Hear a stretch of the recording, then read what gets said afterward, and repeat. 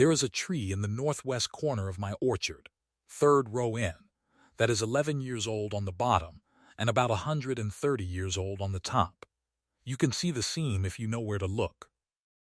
40 inches up the trunk there is a line where the bark changes character, smoother below, harder and darker above, and that line is a graft union, and it is the only one of that particular kind on this farm. The rootstock is a Malling 111 I planted in 2014. What is growing out of it came off a tree that was standing in the fence row when my great-grandfather bought this ground in 1911, an apple nobody around here has a real name for anymore. My grandfather called it the vinegar tree because his mother made shrub out of it.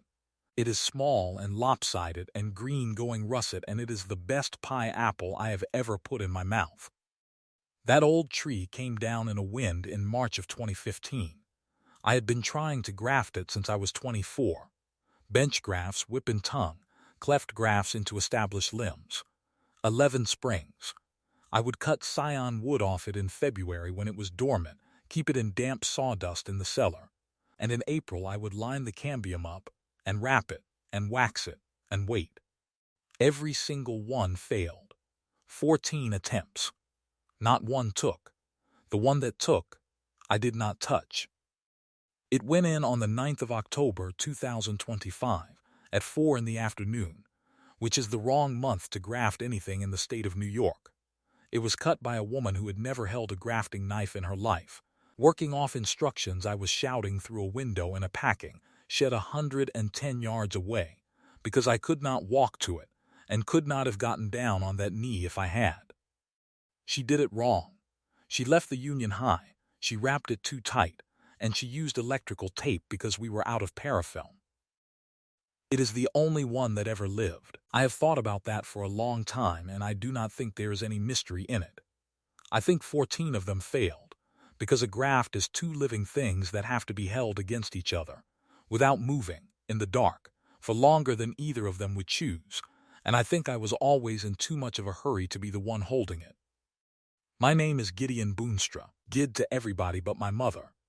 I grow apples on 91 acres outside Marion, New York, in Wayne County, which sits on the south shore of Lake Ontario and grows more apples than any county in America outside of a couple in Washington state. Fourth generation. Boonstra Fruit Farm, 1911. 62 acres are in production. Honeycrisp, Empire, Gala, Cortland, a block of Ittard, and 4 acres of old standard trees my father would not tear out, and neither will I. Here is the thing about apples that people who buy them in a bag do not know. An apple has a window, not a season, a window, and for some varieties it is 9 days wide. Honeycrisp picked 4 days early is hard and sour, and won't sweeten in storage. Picked 5 days late it goes mealy in the bin and the packing house drops you a grade, and a grade on 40 tons is real money. So the whole year, the pruning in February with your hands going numb. The frost fans running at 3 in the morning in May. The thinning, the summer of watching the weather. The whole year funnels down into about 11 days in the fall, where you either get it off the trees or you don't. And you cannot pick apples from the ground. You are on a 12-foot orchard ladder, 3-legged, aluminum, with a picking bag on your shoulders that weighs 40 pounds when it's full, moving that ladder every 90 seconds. The 3-legged part is not a defect. A 4-legged ladder needs level ground, and an orchard does not have any. The single back leg goes into the tree, and the whole thing is designed to be set, not leaned. You plant that back leg where the limbs open up, you shove it down with your heel until it stops moving, and you go up. And you do not pull an apple. You roll it. You take it in your palm with the stem between your first 2 fingers and lift and twist in one motion, so the stem comes away with the fruit and the spur stays on the tree, because that spur is next year's apple. A picker who strips spurs costs you a crop 12 months out, and you will not know it until spring. That is the whole trade. Really, every single thing you do in an orchard is being done for a year you cannot see yet. You prune in February for August. You graft in April for a tree your grandson picks. There is no such thing in this business as a job that pays off the same season, And I think a man does that work for 29 years and it gets into how he thinks about everything else. I have been up and down orchard ladders since I was 8 years old. I could give you the count on a good day. 300. 350 ladder settings. I was married for 6 years. Josie, she was from Rochester, and she was patient a lot longer than she should have been. And she left in the spring of 2020, and she said one thing on the way out that I have never been able to put down. She said, "You don't need a wife, kid, you need a witness." She was right, and it took me 5 more years and a broken heel to find out how right. My father died in 2009. My mother, Iniki Boonstra, is 68 and lives in the village in a tidy house with a garden that would make you weep, and she is one of the most competent human beings I have ever known, and I love her. I need to say the next part carefully, because it is not a complaint about being loved. In our house, care came with a bill, not money. My mother has never asked me for $1, but every plate she set down had a small note under it. If she brought soup, then the soup was mentioned, not immediately, 3 weeks later in a different argument, in a sentence like "and after I brought you all that soup."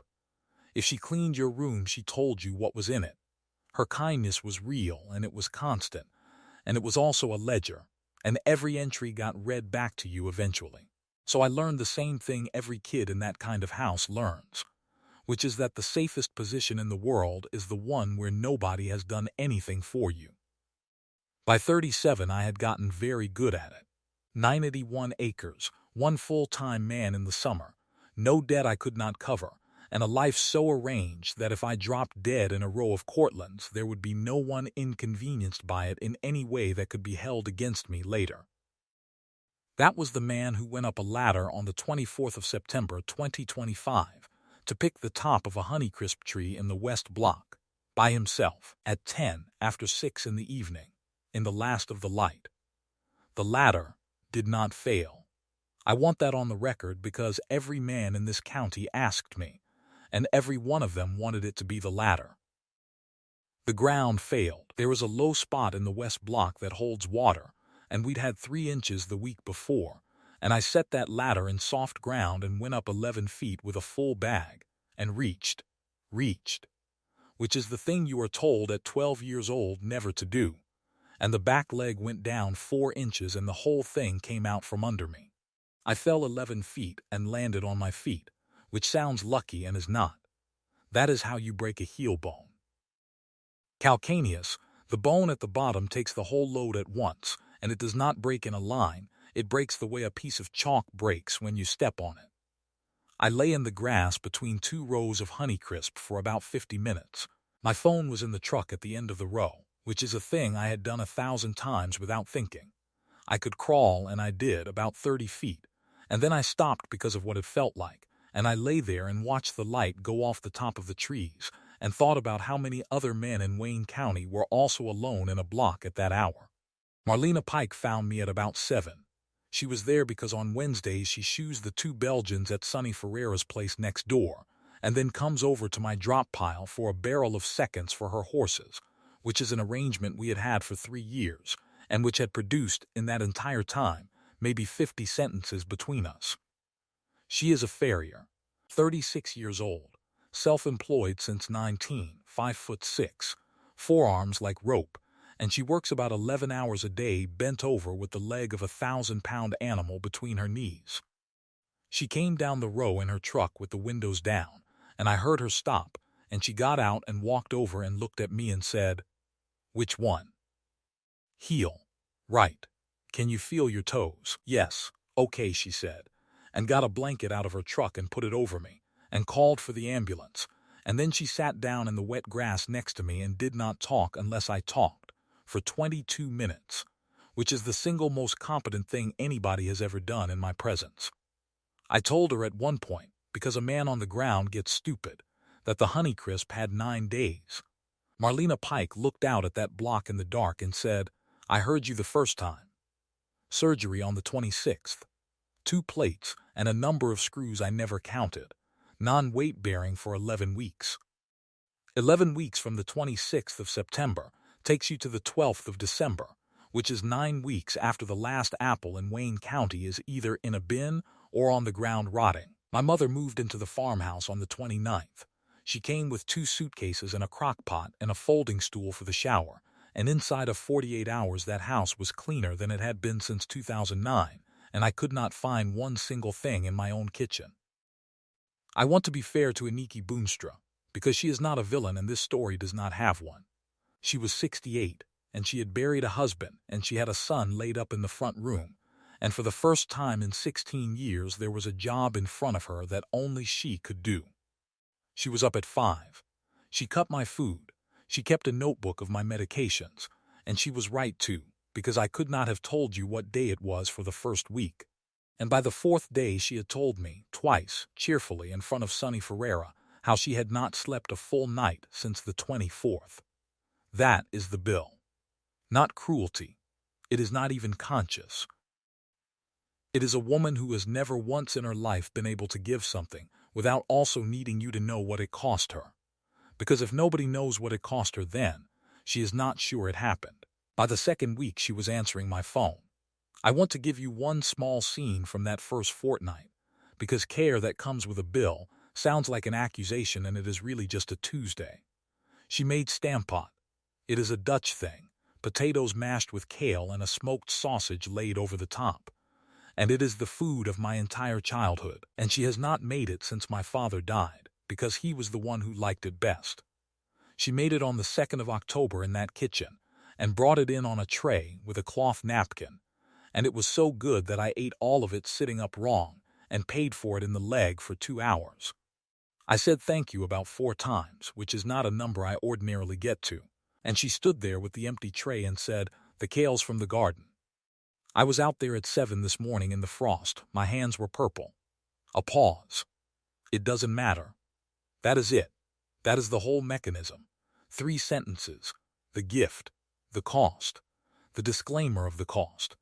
And she meant every one of them, and she was not trying to collect, and by the time she got to it doesn't matter. The stampot had a number on it, and both of us knew the number. By the 3rd week she had decided about Marlena. Marlena came by on the 2nd of October with 2 5-gallon buckets of drops. She had picked herself off my own ground, which is a thing I did not understand at the time and understood completely later.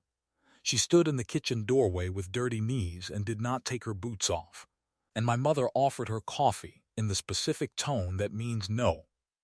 After she left, my mother washed a cup that did not need washing and said, "That's a hard woman. She's a farrier, Ma. I'm not saying it as an insult. I'm saying it as a fact about your situation." She set the cup in the rack.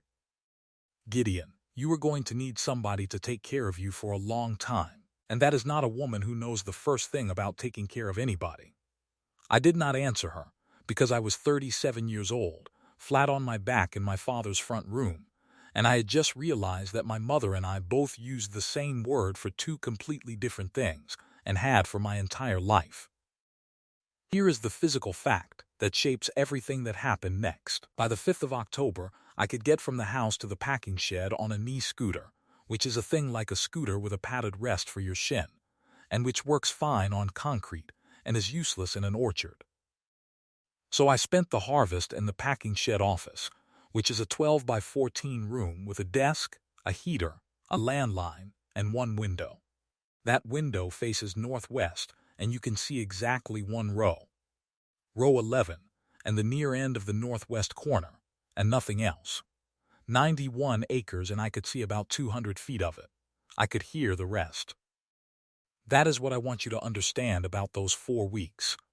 I could hear tractors and bin trailers and voices out in the blocks all day long, and I could see 1 row, and everything else that happened on my own farm that October happened outside a frame I could not move. What I could see was Marlena. She started coming at 6 in the evening after her route every day. She would work in the northwest corner where I could see her, and she would come in and out of that shed for instructions, and I understood at the time that she was working that corner, because it was the corner nearest the shed. It was not. There is nothing special about that corner, and the fruit there is old block fruit that goes to cider. She worked where she worked because it was the only place on 91 acres I could see her, and she had worked out inside of about 3 days that a man in that room was going out of his mind, and that being able to watch somebody work was the only medicine on the property. We talked through that window with the sash up until it got too cold, and then through the door with the heater going. She told me about her grandfather, Elton Pike, who took her at 9 when her mother went to Florida and did not come back, and who ran a rented place out past Alton with 4 horses and a welding rig. He died in 2016. She has no one else. She said that the way you say a fact about a fencer. She told me she apprenticed at 19 to a farrier named Doyle who worked 5 counties, and who told her on day 1 that a woman in this trade would have to be twice as good and half as loud, and that he was right, and that she has been both for 17 years. And she told me, on the 8th when I asked her why she had a splint on her left ring finger, that she had broken that hand in 2021, under a mare in a barn in Newark, and had wrapped it herself in the truck and worked 11 days on it before she saw anybody. 11 days. There's nobody to call, Gid, she said, in the tone of a woman correcting a small factual error. That's not a sad thing. It just means the arithmetic is different. There was an evening in there, the 6th, I think, that I would take over most of the good days of my life. It rained hard from 4 to 6 and nobody could pick, and she came anyway, and we ended up in that shed office, with the heater ticking and the door open on the rain, eating cold pizza off the desk that Sonny's wife had sent over. I asked her to explain her trade to me, and she did, in more detail than anybody has ever explained anything to me. A hoof grows about a 1/4 inch a month, so a shoeing cycle is 6 weeks, and if you go 8 the angle changes and the horse starts telling you about it in the shoulder. You read the wear on the old shoe before you pull it, because that shoe has been writing down how that animal moves for 6 weeks, and it is the only honest report you're going to get. Every hoof on the same animal is a different shape. You get one chance to nail into a wall a 1/4 inch thick, and if you go a hair inside, you've made a horse lame, and a client's whole month worse. She said the hardest part is not the horse. The hardest part is the 12 minutes in the barn aisle afterward, when the owner tells you what they think is wrong with their animal, and you have to decide whether to correct them. I said that sounded like the whole job. And Marlena Pike, sitting on an upturned bin in my packing shed with a slice of cold pizza, said, it is the whole job. Anybody can nail on a shoe. I have never in my life been so glad to be in a chair I could not get out of. On the 9th, I sent her to the northwest corner with my grandfather's grafting knife. I had cut scion wood off the vinegar tree in February out of pure habit, 11 years of habit, and it was still in damp sawdust in the cellar. And it was October, and it was the wrong month, and there was no earthly reason to try it. But I was in a chair with a window and 110 yards of nothing, and I needed one thing on that farm to be mine that day. I shouted instructions through the sash for 40 minutes, cut the rootstock at a slant. No, a longer slant, longer than you think, now a tongue, a third of the way down, straight in. Match the cambium, the green line, the wet line, not the middle, the edge. She got it lined up and looked at the shed and hollered, there's no parafilm in this bag. Then it doesn't get done. There's electrical tape. Marlena, that's not. She taped it. Then she came in and put my grandfather's knife on the desk and said, that'll either take or it won't, and went home, and I sat there and watched the light go off the top of the trees for the 14th evening in a row. The thing I did wrong, I did on the 22nd, and I have had years to be ashamed of it. Kurt Dosenberry, the field man from the co-op, had been out twice. The Honeycrisp had come off on time somehow and graded well. The Empires were coming off. And on the 22nd he sat in my shed office with his clipboard and said the sentence that broke me, which was, whoever you've got running this is doing a hell of a job. Gid, cleanest picking I've seen off this farm. I had not hired anybody. I did not have the money to hire anybody in a year where I could not work. And my mother had been telling me for 3 weeks that the crop was getting handled, and I had let myself believe that Sonny Ferreira had shifted his crew over for a few days out of neighborliness. 62 acres do not get handled by a few days of neighborliness. That night Marlena came at 6 and I asked her, straight, who was picking my orchard. And she said, people. What people? Gid, whose crew is it?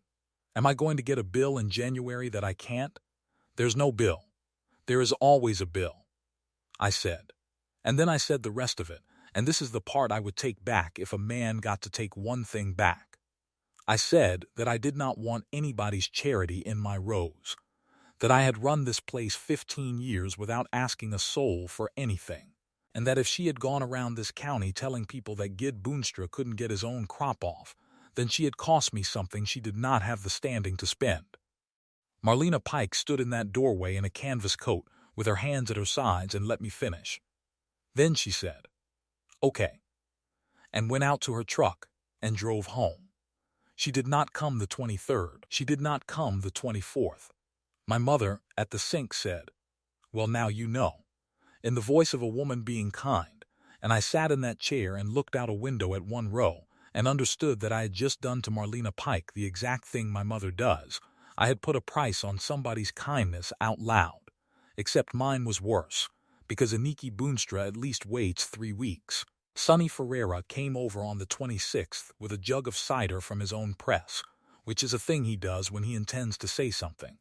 He is 62, and he has farmed the ground on my East Line his whole life, and he was at my father's funeral in a suit that did not fit him, and has never once in 16 years told me a comfortable thing. He sat down and said, "She's not coming back, you know. Not unless you go get her." "Sonny, shut up a minute. You've been looking out one window for a month and you got a whole farm behind it." He set the jug down. "You want to know who picked your apples? Here is what happened outside my frame. On the 27th of September, 2 days after the surgery, before I was even home, Marlena Pike started making phone calls. She shoes for about 60 barns across 4 counties, standard-bred people in Palmyra, a therapeutic riding place in Ontario, 3 Amish farms out toward Marion Center, drafts, backyard trail horses, a hunter-jumper barn in Pittsford with money. 17 years. She has been out at 11 at night for a foundered pony and out at 5 in the morning before a show, and she has never once, in 17 years, asked a single one of those people for anything. She called them, all of them. She did not ask for money. She asked for hands, by name, for specific days, and she was ruthless about it. She told Sonny she went down her client list with a legal pad and marked what each family owed her in her own head, and then spent it, deliberately in 1 month, like a woman closing out an account. 41 people picked my orchard that October. Barn owners, their kids, 2 vets, a retired school teacher from Sodus who shows a Morgan gelding and who picked 11 days straight, 3 Amish men from the Coon place who came with their own ladders and would not take gas money, and who picked, Sonny says, faster than any crew he has seen in 50 years. Sonny ran the tractors and the bin trailer because Marlena does not drive equipment. Kurt got us bins on a handshake because Sonny signed for them. And Marlena picked at night. After her route, 11, 12, sometimes 1 in the morning, in the blocks I could not see from that window, with a headlamp alone, because that is when she had hours to give. And the bin rental, Sonny said. The co-op fronted the bins. The co-op fronted 40. You had 90 on this place in October. He looked at me. She sold her 2-horse trailer, Gid the good one, the aluminum one she bought used in 2019, Fella and Clyde. $2,900. She hauled the rest of the bins on my flatbed. I did not say anything for a while. Why didn't anybody tell me? Because she asked us not to. Sonny stood up and put his cap on, and I said to her, at the time, "Marlena, he's gonna find out," and you know what she told me? "What?" she said. "If he finds out while it's happening, he'll stop it." Sonny got to the door. And she was right, wasn't she? On the 22nd, you tried. He stood there with his hand on the frame a second longer. "I'll tell you the other thing and then I'm going home," he said. "Your dad had a bad year in '87. Hail took the whole West Block on the 10th of June, 20 minutes, and he had a note at the bank and a 4-year-old and no crop insurance worth the paper. I never heard that." "No, you wouldn't have." Sonny looked out at my rose. 11 of us went in on his spray bill that summer. My father, the Coons, Hank Lattimore, some others that are dead now. Never told him. Ran it through the co-op so it looked like a credit. He never knew? He knew by about 1991, and he never said one word to a single one of us about it. And every one of us got our hay put up by Pete Boonstra for the next 15 years, and nobody ever said what that was either. He put his cap on. That's the way it's done, Gid. It ain't charity and it ain't a loan. It's just the way a place stays a place.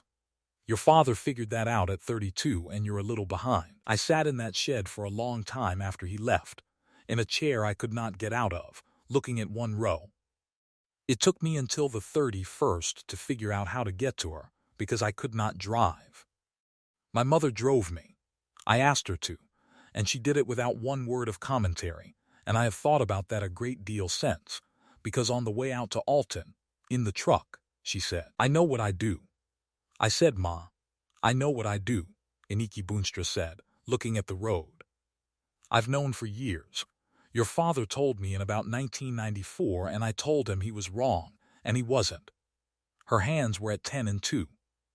"It's not because I want anything back, Gideon. It's because when I put a plate down in front of somebody and they eat it and don't say anything, I don't know if I'm still in the room. That is my mother. 68 years old, in a truck, on a Friday, going 11 miles to help her son go apologize to a woman she disapproves of. Marlena's place is a rented ranch house with 4 acres and a run-in shed and a gravel dooryard with a spot where a trailer used to sit. She came out on the step in a t-shirt in 40-degree weather and did not come down. I got out on the crutches. It took a while, and she let it take a while and did not offer, which I understood by then was not coldness but the exact opposite of it. I said the whole thing standing in that gravel, that I had been handed the biggest thing anyone had ever done for me, and had priced it out loud like a man reading a bill, that I had learned that in a kitchen with a good woman in it who was in the truck right now, that I had spent 15 years arranging a life where nobody could do anything for me, and had called it independence, and that Josie had told me in 2020 exactly what it was, and I had not listened. And I said, 41 people. You spent 17 years of goodwill in 4 weeks on a man you'd exchanged 50 sentences with. Marlena Pike stood on that step with her arms crossed against the cold, and when she answered, her voice was not steady, which I had never heard. She said, "Do you know why I sold the trailer instead of asking you? Because I'd have said no. That's part of it." She looked out at the road. "The other part is that if I'd asked you, then you'd have had a chance to say yes, and then it would have been ours. And then," she stopped. "Started over. I've had one person my whole life," she said. "My grandfather. He died on a Tuesday in the barn, and I found him at 4 in the afternoon, and I made the arrangements myself, and I was back shoeing on the Friday because there was nobody to call and the horses don't care." Her jaw was going. "I'm good at giving. I can give until there's nothing left, and I did it this month and I'd do it again tomorrow. That's not the hard part." "Then what's the hard part?" And she said it. "I don't know how to be taken care of." She said it like a warning, which is what it was, the last honest chance she was ever going to give me to get back in the truck. "I don't know how," she said again. "Nobody has ever once brought me a plate, Gid, not one time in 36 years. And if you start, I won't know what to do with my hands, and I'll be rude about it, and I'll go out to the truck and find something to fix, and you'll think it's you." I stood in that gravel on 2 crutches, with a plate and a foil pan wedged in my armpit, because my mother had made one and put it in my hands in the truck and said, "Take that up there," like it was 1957. And I said, "Good, we'll both be learning." She started to say something, and I said, "I mean it as a fact, not a line. I don't know how either. I've got a mother who can't put a plate down without a receipt, and I've made myself into a man nobody can do anything for, and I'm 37 years old, and I found out this month that I couldn't even let a whole county pick my apples without trying to stop them. I got the pan free and held it out. So you're not behind. We're both starting at 0, and I'd rather be bad at this with you than good at the other thing by myself." Marlena Pike looked at that foil pan for a long moment. Then she came down off the step and took it, and she did not say thank you. She has still not said thank you, in 6 years, for anything I have ever handed her, and I have come to understand it as its own dialect. And she looked past me at the truck where my mother was sitting with her hands in her lap, pretending to look at the run-in shed. And she said, "Does she want to come in? It's cold." The graft took. I did not know until the following May, when I finally got out to the northwest corner on my own 2 feet and found 4 inches of new growth pushing off that scion. Above a union she had left too high and wrapped too tight with electrical tape from my own shed. It is 11 feet now, and it bore its first real crop in 2029. Small, lopsided, green going russet. The best pie apple I have ever put in my mouth.